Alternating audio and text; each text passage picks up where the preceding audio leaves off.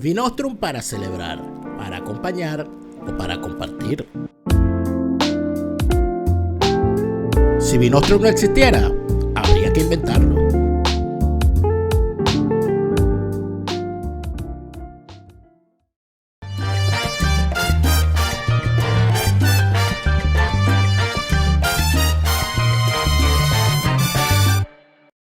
Bueno, fuera de orden, crónica de la desgracia nacional e internacional, plomería informativa. Gracias a todos los que se siguen sumando a nuestra cuenta en Patreon, patreon.com/delaraf, patreon.com/delaraf. Con tu apoyo nos ayudas a seguir creando contenidos para todos y sobre todo sumando voces y sumando análisis y sumando pareceres para que quienes necesitan hacerse su propia opinión sobre lo que ocurre en Venezuela tengan, por supuesto, también lo que desde acá podemos aportar.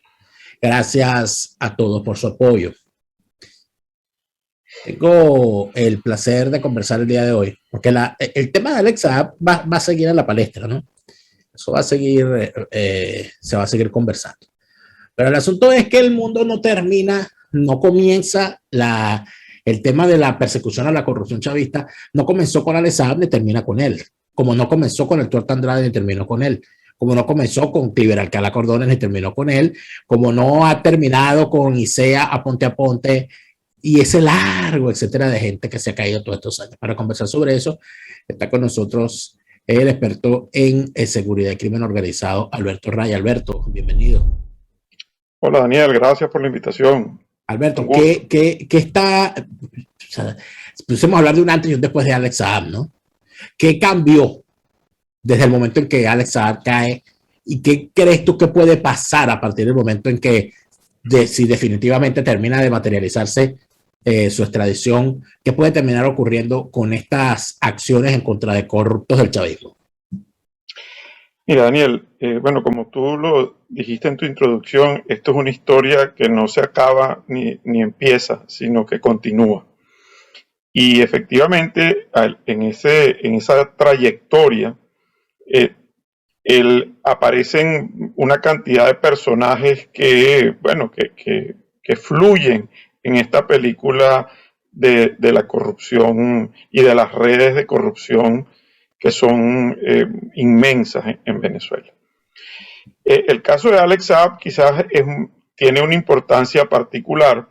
Todos son importantes, déjame decirte, todos los casos de esta naturaleza son muy importantes, pero el de Alex Saab, lo que le da una importancia, digamos, superior, es que Alex Saab era o venía siendo un súper facilitador de las redes del financiamiento a la delincuencia organizada y de las redes de las economías ilícitas que se mantienen y que mantienen aparte de la estructura del poder en Venezuela. Al ser un super facilitador significa que él era el facilitador de otros. Entonces, al desarmar este nodo, oye, junto con ese nodo hay otros conectados. Ese es el gran, digamos, valor que tiene esta acción, y por eso es que el régimen venezolano ha luchado por evitarlo, y bueno, y por eso todo este larguísimo proceso que hemos estado monitoreando a lo largo de casi 2 años.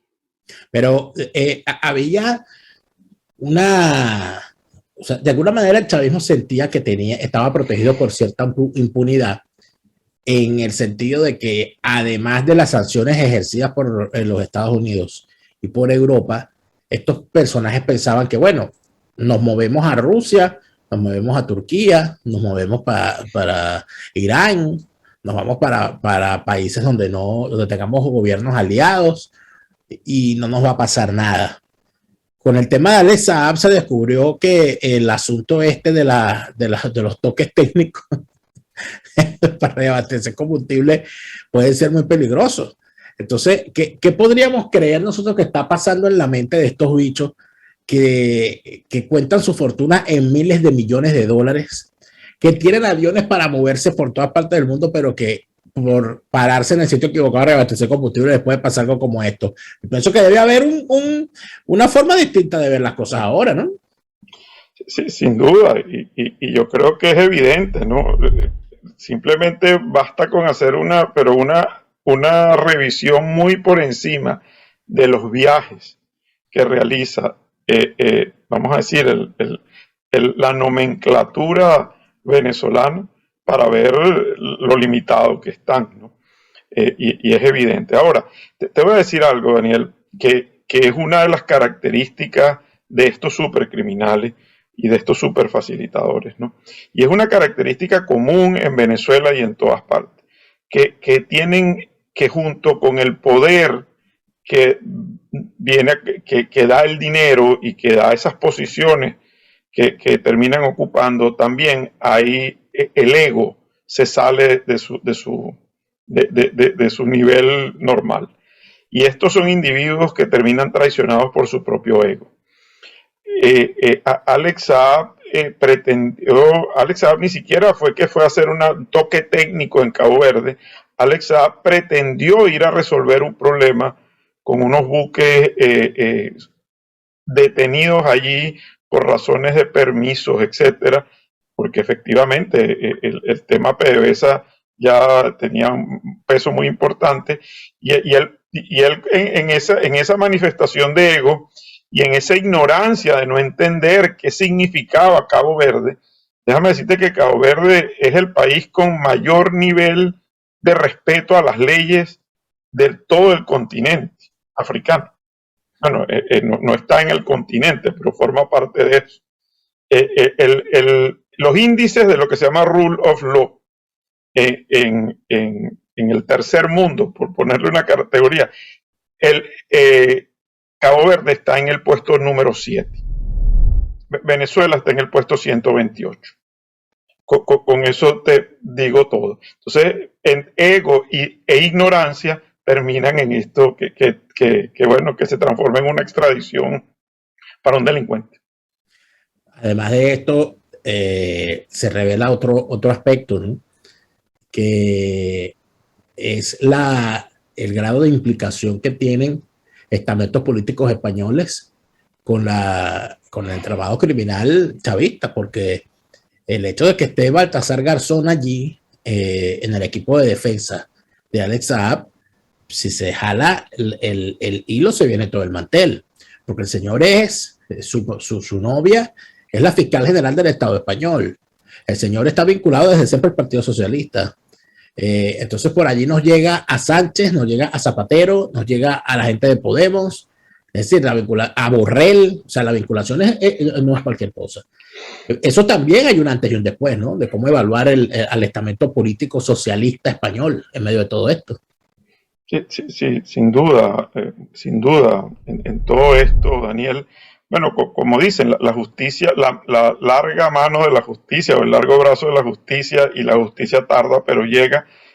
O sea, el mundo no ha llegado donde ha llegado en el siglo XXI por violar la ley. Ha llegado donde ha llegado por respetar la ley y porque hay países serios o más o menos serios que todavía creen y operan bajo la institucionalidad de las leyes. Y las leyes, el que delinque internacionalmente es juzgado internacionalmente, y las leyes por eso es que trascienden la frontera. Y hoy en día, con la facilidad que hay para mover grandes capitales, se parte del principio en que los negocios son lícitos. Y porque si partiéramos de que todo el mundo es culpable, bueno, entonces prácticamente no hubieran operaciones comerciales ni transacciones financieras en el mundo. Lo que ocurre es que esa confianza que se le otorga al ciudadano para que movilice y para que haga negocio en el mundo con apertura y libertad, levanta algunas banderas rojas. Y en el momento en que empiezan a aparecer una cantidad de señales, esas señales terminan indicando, mira, aquí algo está ocurriendo. Y lo que ha pasado es que hay algunos gobiernos, como tú señalas, y algunos personajes dentro de determinados gobiernos que son también facilitadores de este tema. La corrupción es el punto, es la puerta de entrada de todo sistema de control totalitario. Es decir, cuando tú corrompes a alguien y cuando alguien acepta recursos de la corrupción, ya está tocado por este sistema, y por eso se termina convirtiendo por presión, por extorsión, por amenaza o porque simplemente quiere que sea así, en cómplice de un proceso y de una red macro internacional que termina conectándolos a unos con otros. Además, cuando metemos la lupa en el caso y en lo que ha sido el desarrollo, no había una operación comunicacional tan grande para, desde el régimen chavista, solucionar el asunto y dejar en libertad a alguien. Yo creo que con Hugo Carvajal, cuando estuvo preso en Aruba, pero fue durante un tiempo menor. En este caso, estamos hablando de una operación, bueno, donde hicieron una cosa propagandística impresionante. Eso también nos revelaría el grado digamos, de importancia que tenía Alex Saab para el tramado criminal, ¿no? Totalmente. Pues acuérdate que Alex Saab al final era el gran facilitador de la venta de petróleo y era el intercambiador de los procesos de canje, de venta de petróleo por comida.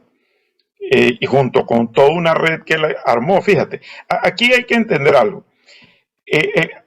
¿Cómo, y hay que hacerse estas preguntas, cómo una persona de origen, vamos a decir, modesto, de nacionalidad colombiana o de cualquier otra nacionalidad, pero no era venezolano, llega a ese punto? O sea, esto es lo que nos tiene que llamar la atención. ¿Cómo un individuo con ese perfil se convierte en lo que Alex Saab se convirtió para este sistema, esta red de redes de las economías ilícitas y los regímenes criminales?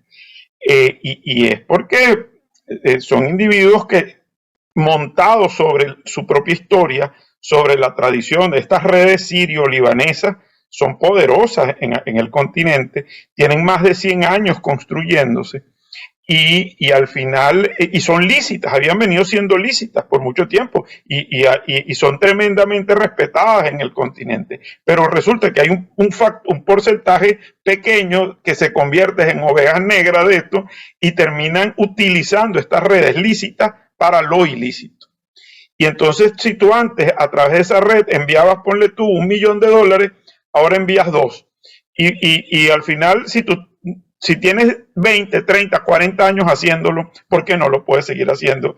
Y no llaman la atención. Ahora, te digo algo importantísimo aquí. Alex Saab ha sido ya relevado de esto. Y esas redes terminan en manos de otros y operando a través de otros canales. Esto es sumamente capilarizado. Y a lo mejor Alex Saab manejaba unos volúmenes muy importantes de recursos. Bueno, ahora eso a lo mejor está dividido en 5, 10 o 20 operadores, pero eso no se ha detenido. El proceso de cómo fluyen los recursos a través de estas redes, eso es un proceso muy, muy ágil y muy dinámico.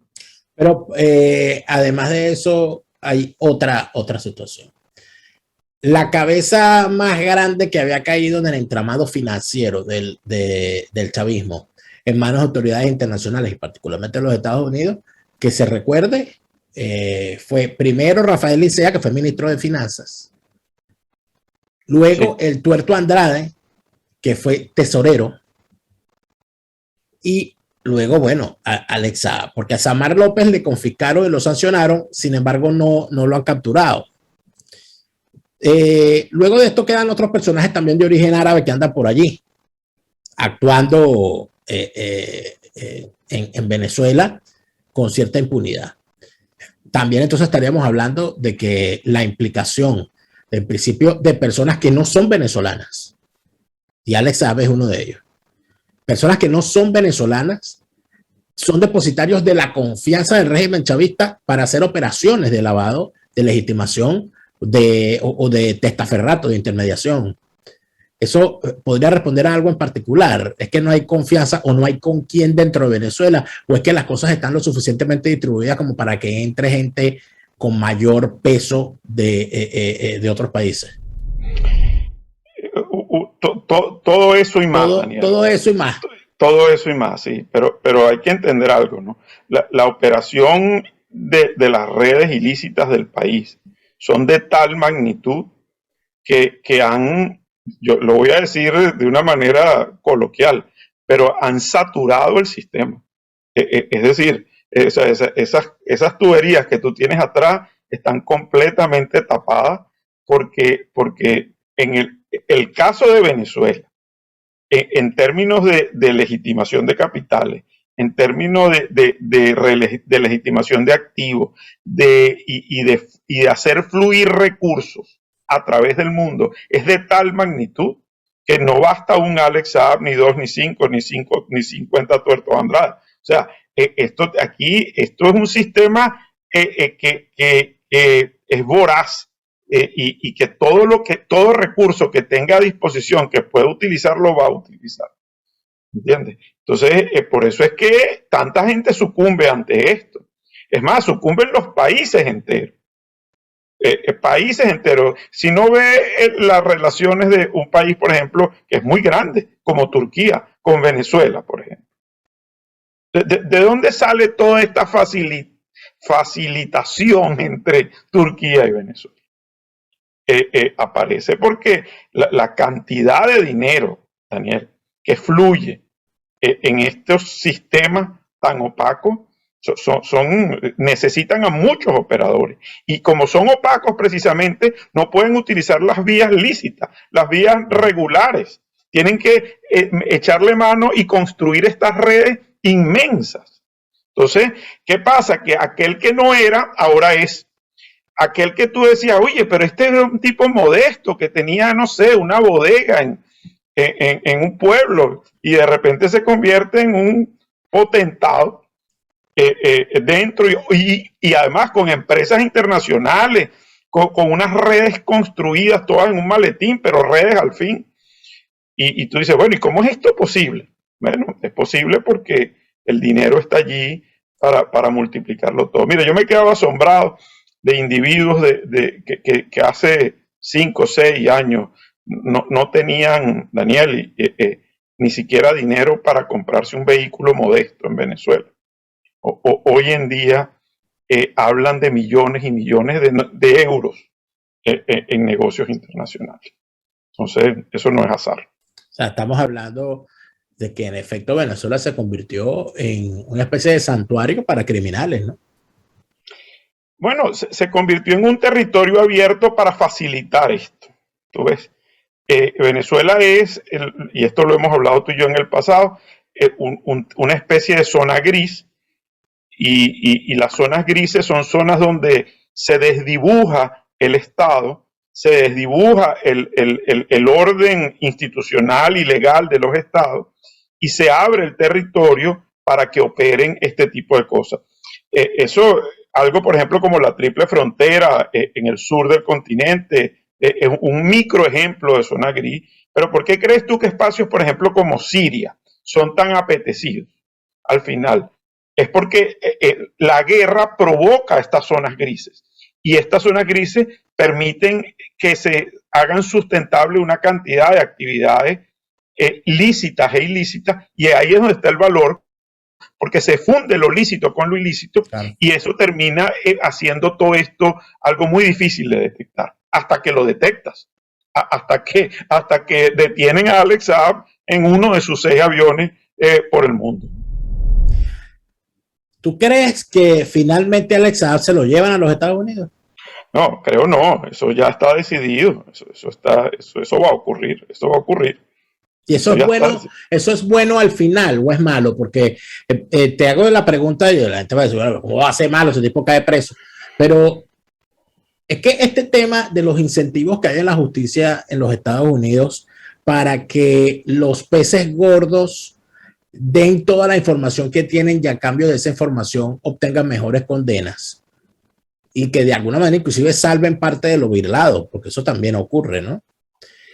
Yo no sé, a mí no me gustaría ni que le dieran el beneficio o sea, si el tipo pudiese pasar el resto de su vida en un cuarto, pero sí, viendo la luz 30 minutos al día, yo creo que sería poco para el daño que hizo, porque no estamos hablando de un ladrón normal, estamos hablando de un tipo que le suministraba leche podrida, que no era leche, al país para darle a niños venezolanos, Sí, que sí. importaba comida dañada, que además de eso importaba comida de pésima calidad y lo ponía a precios de robo, de asalto. O sea, estamos hablando de un delincuente que hizo dinero con el hambre de los venezolanos. Así es. ¿Tú crees que esto, o sea, yo creo que no va a haber castigo para esto, en realidad? Mira, Daniel, bueno, si algo caracteriza a la justicia de los Estados Unidos es esas posibilidades de canje, como tú lo señalas, ¿no? Y eso, y eso es lo que a veces la hace efectiva, ¿no? Ahora, fíjate, esto es importante entenderlo. Y es importante que además la gente lo vea en perspectiva. Lo que va a determinar al final esa posibilidad de canjear o eso se llama lenidad, de que haya lenidad a favor de Alex Saab o no, no es ni siquiera los Estados Unidos. Es la calidad y la vigencia de la información que él suministre a cambio de sus años de condena. ¿Tú ves? Entonces, fíjate aquí, él maneja o ha manejado muchísima información y el objetivo que tuvo el régimen venezolano fue, en primer lugar, demorar este proceso precisamente para dar tiempo de reorganizar a las redes, ¿no? Vamos a suponer que ese proceso ocurrió o ha estado ocurriendo.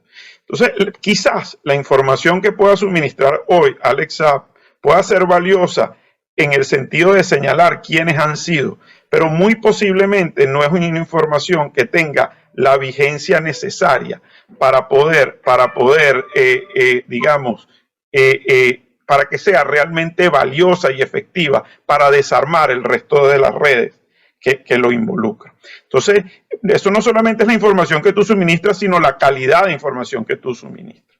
¿Tú ves? Entonces, es un proceso largo. Para llegar a donde se llegó con Alex Saab, la fiscalía en los Estados Unidos a cargo de esto ha tenido que trabajar miles de horas. ¿Tú ves? Y ahora es que empieza el resto del trabajo, que es validar con sus declaraciones si está dispuesto a darlas y hacer estos canjes para entonces empezar a entender todo este proceso en esta dinámica que viene. Y a partir de allí se decidirá entonces qué va a ocurrir con él. Ahora es que empiezan los años de este calvario para Alex. ¿Quién? Porque a mí nadie me quita de la cabeza que la caída de Alex Saab, así como la caída de los narcosobrinos, esos dos casos en particular, respondieron a un chivatazo interno. O sea, ¿a quién le convenía, más allá de los venezolanos, ¿no? Pero ¿a quién con información, inclusive dentro del chavismo, pudo haberle convenido que este tipo se cayera? Sí, bueno, imagínate, Daniel. Porque yo me pongo a especular. Digo, bueno, dentro de todas las cosas en las que han nombrado a este señor, no aparece por ninguna parte mencionado Diosdado Cabello, por ejemplo. Sí. Sí, aparece mencionado Tarek El Aizami, aparece mencionado Peda Córdoba, Cilia, Nicolás, los sobrinos de Cilia, los hijos de Cilia, los esposos de Cilia, pero no aparece Diosdado Cabello mencionado como socio de él. Sí, bueno, mira, como tú sabes... no es que yo quiera aquí especular y decir que Diosdado Cabello es un soplón ni mucho menos, pero no sé, me llama la atención ese aspecto. Cualquier cosa es posible, Daniel, aquí. O sea, ahí yo tampoco no tengo información en ese sentido y es difícil lanzar un pronóstico. Ahora, pero ve, Alberto, sin ánimo de comprometerte en... No. Claro que yo tampoco puedo decir porque no tengo indicio tampoco. Pero fíjate lo siguiente, nosotros no sabemos hasta qué punto las entregas previas de información de personajes como Rafael Licea, Aponte a Ponte, Christopher Figuera, el Tuerto Andrade, y otros muchos más, Leamsi Salazar y otros muchos más que seguramente por no ser tan conocidos no sabemos de su existencia. Nosotros no sabemos si toda esa información colectada por las autoridades de los Estados Unidos todos estos años al final han causado cosas como la caída de Alex Saab. Es probable. Yo creo que, acuérdate que estos son expedientes que al final no son públicos. buena parte de esta información la conocen las autoridades que manejan el caso y están muy compartimentadas. Lo que ocurre en estos casos es que los informantes, es decir, aquellas personas que de manera voluntaria o no, pero que estén dispuestos a colaborar en desentramar estas redes, son protegidos también.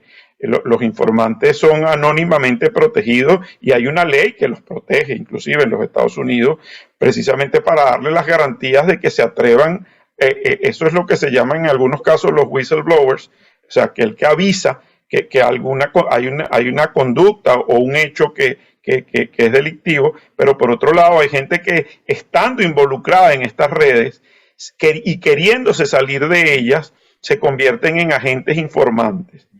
Y entonces a partir de allí se va armando estos rompecabezas que siempre, por cierto, le faltan piezas y que el día que se sienten los investigadores del caso de Alex Saab a entender esto frente a él y él esté dispuesto a otorgar y a dar esta información, porque otra cosa es que en Estados Unidos tú no estás obligado a hacer eso.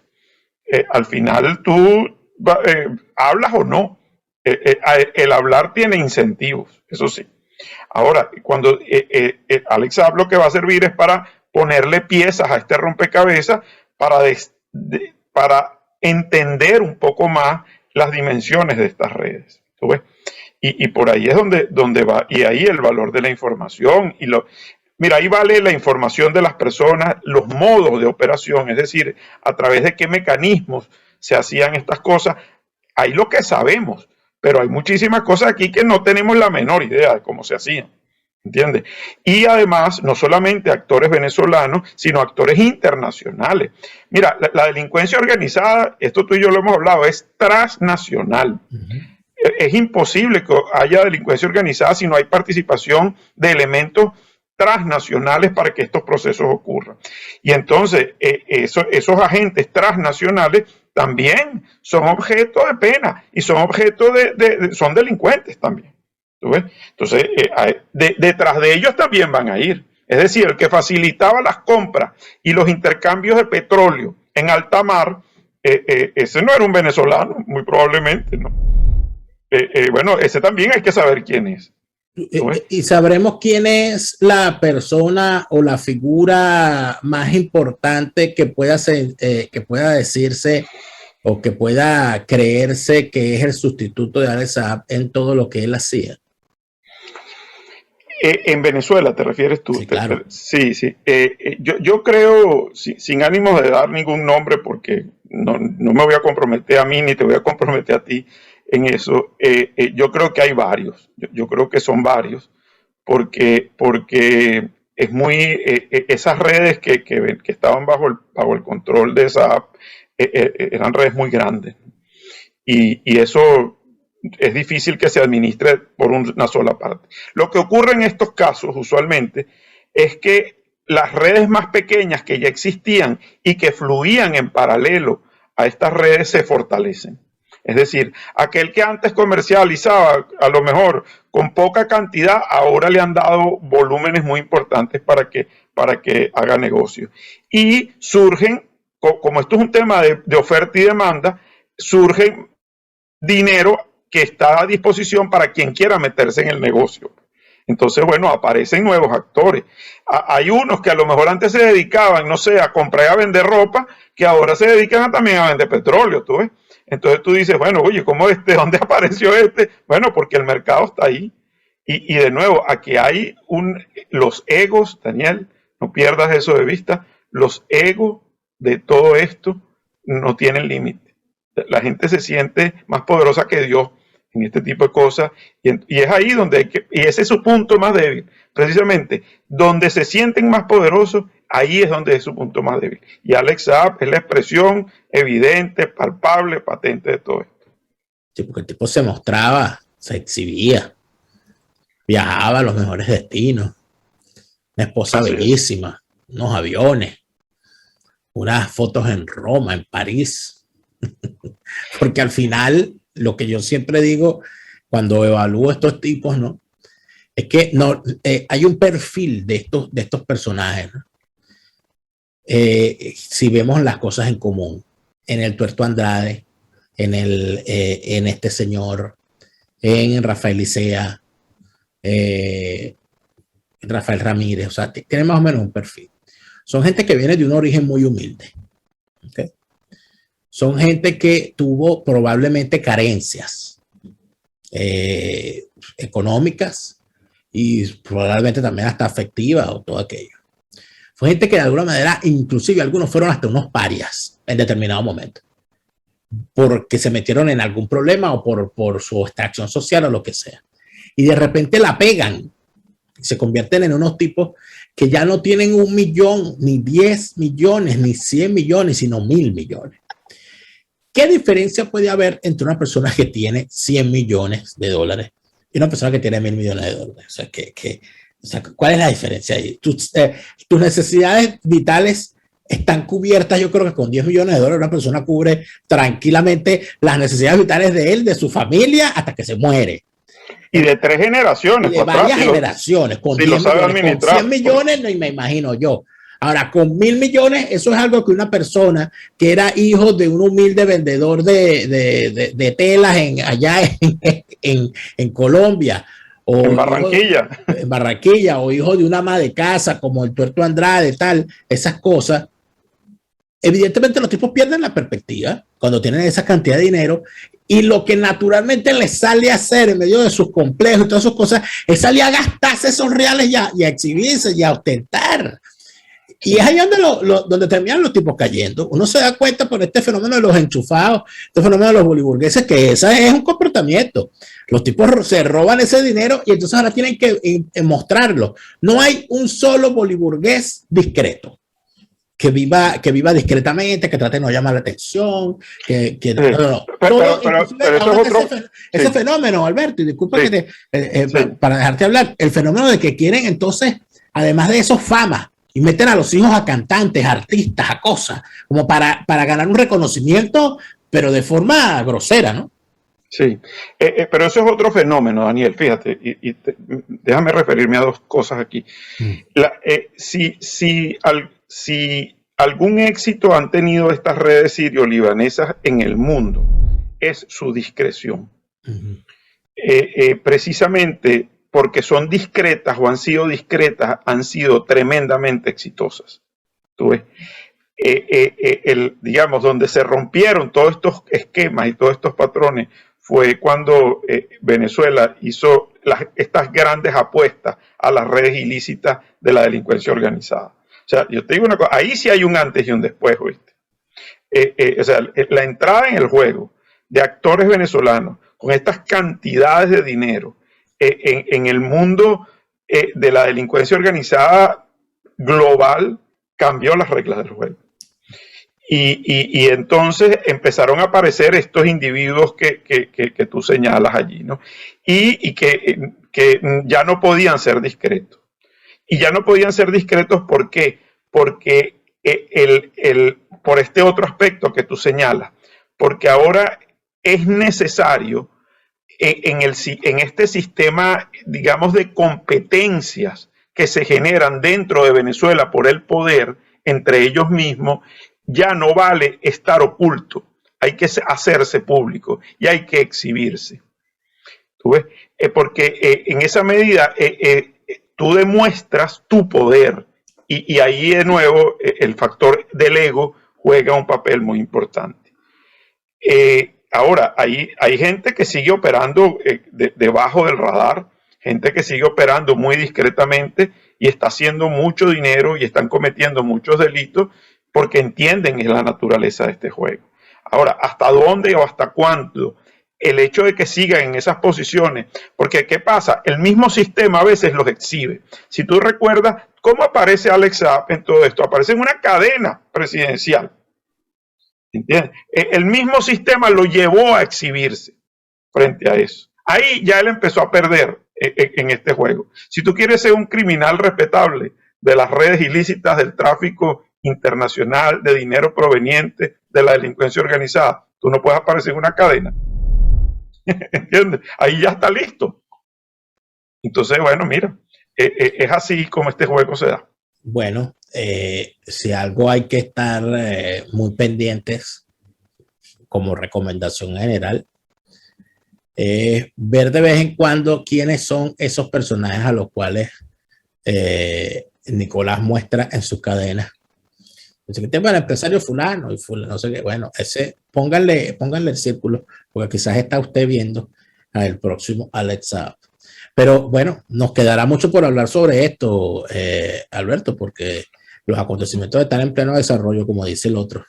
Sí, hay que esperar ahora todo este proceso, que es un proceso largo, pero hay algo que es importantísimo, que es que, y con el caso de Alejandro Andrade ocurrió, y sigue ocurriendo con otros casos en los Estados Unidos, que una vez que los casos se concluyen, la información es pública. Entonces uno tendrá acceso a entender realmente quién es quién en toda esta maraña. No, y habrá también, y además de eso, nosotros no sabemos hasta qué punto Alex Saab está en Cabo Verde actuando por su propia voluntad. Así es. No sabemos hasta qué punto su defensa simple y llanamente es ejercida no por él y con sus abogados, sino por el régimen chavista, por el entramado criminal chavista con esos abogados. Cuando él llegue a los Estados Unidos es que vamos a ver a lo que él está dispuesto. Si está dispuesto a colaborar, si está dispuesto a hablar, e inclusive no nos extraña que el señor al llegar a los Estados Unidos diga que él hizo todo por culpa del chavismo y que lo tenían allá secuestrado, que gracias a Dios que estoy en los Estados Unidos yo quiero hablar, porque uno los conoce, ¿no? cuando tienen ese, yo no sé, pero esa braga naranjada tiene poderes sobre la gente. Cuando una persona se ve, yo me imagino eso, cuando una persona se ve con esa braga naranjada, yo me imagino que debe cambiar en mucho. Dios nos libre. Pero parece ser que es así. Alberto, te agradezco mucho esta conversación. Gracias a ti, Daniel, por la oportunidad. Por cierto, el mismo anaranjado de tu tubería allá atrás. Sí, bueno, precisamente por eso. Precisamente por eso. Estas son las cañerías de los llamados a usar este color en algún momento. Ojalá y así sea. Gracias, Alberto. Gracias a ti y a tu público, que veo que es bien numeroso. Es numeroso. Aquí tenemos a muchos de nuestros suscriptores que han sido testigos hoy de esta transmisión especial para conversar con Alberto Rey. Recuerde que suscribiéndose a mi cuenta en Patreon, patreon.com/delaraf, me ayudas a seguir haciendo estos contenidos y obtienes como recompensa, entre otras cosas, estar con nosotros en vivo, ver los programas de primeros sin cortes comerciales, en preestreno, etcétera. Gracias a todos por su suscripción y gracias a todos por haber estado con nosotros. Nosotros, por supuesto, estrenamos una nueva emisión de lunes a viernes a las 8 de la noche, hora de Venezuela. Los fines de semana, la información no se para y tenemos un estreno a las 12 del mediodía el sábado y un estreno a las 12 del mediodía el domingo porque toca, hay que seguir. El que no sigue es Chávez y ustedes saben por qué, así que nosotros nos despedimos por hoy y nos reencontramos mañana. Hasta entonces.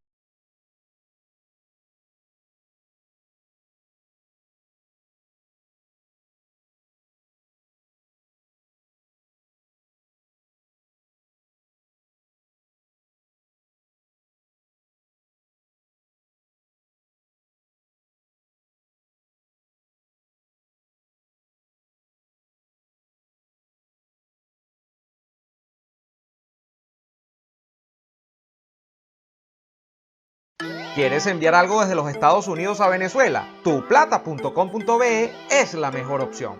En tuplata.com.be además te asisten con tus compras y si lo necesitas, incluso las hacen por ti. No busques más couriers de dudosa procedencia, envía rápido y seguro, en avión o en barco, nos ajustamos a tu presupuesto. Tuplata.com.be, la tarifa más baja y en el mejor tiempo.